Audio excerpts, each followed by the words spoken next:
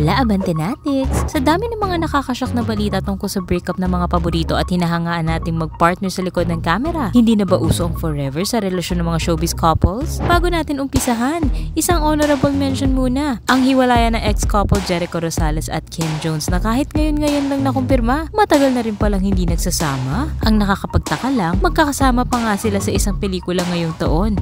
Si Echo ang producer sa direksyon at panulat naman ni Kim. Kaya heto naman, ang number 5 sa ating listahan, Chris Aquino at Mark Leviste. Inamin naman ni Chris na siya ang nagsimula ng split nang muli siyang makipag-break sa Batangas Vice Governor noong November 2023. Mahirap daw kasi ang LDR o long distance relationship lalo na dahil physically demanding ang mga treatment sa kanyang sakit. Number 4, Andrea Brillantes at Richie Rivero. Naghiwalay ang aktres at ang basketball star noong May 2023. Nalink pa di umano ang aktres kay Daniel Padilla at naikabit pa sa listahan ng mga dahilan ng breakup di umano ng Katniel. Number 3, Kim Chiu at Sian Lim. Kinumpirma ni na Kim Chiu at Sian Lim ang pagtatapos ng kabanata ng kanilang relasyon na tumagal ng halos 12 taon. Ayon kay Kim, parehong desisyon na tapusin ito at sa halip ay maging lifelong friends na lang sila.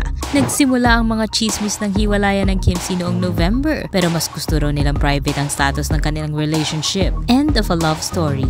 Ito ang caption ng Instagram post ni Kim sa breakup nila ni Sian na may black and white picture nilang dalawa.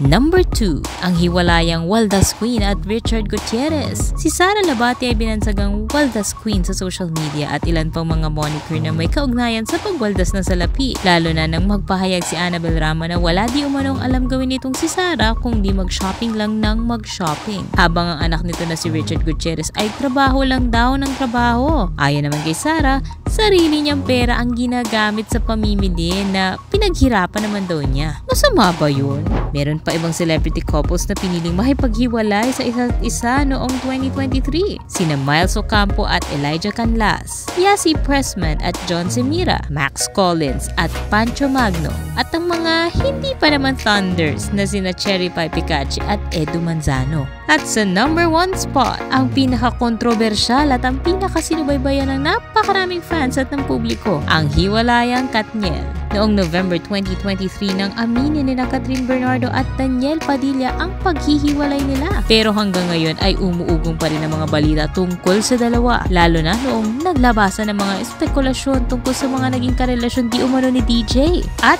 nagpadagdag pa sa kalampag ng balita ay noong nag-anunsyo na ibinibenta ng aktor ang ilan sa mga naipundar na ari-arian at negosyo nito. Nagtuloy-tuloy pa ang mga chika kamakailan nang si Catherine Bernardo naman ang umeksena. Nag-beach getaway kasi ang dalaga kasama ang mga close friends niya. At wag ka, masaya itong nagpakita ng malamodelong beach bod sa kanyang 2-piece swimsuit with shot puno na tequila. Mga bagay di umano na hindi kayang gawin ni Catherine noong sila pa ng ka-love team.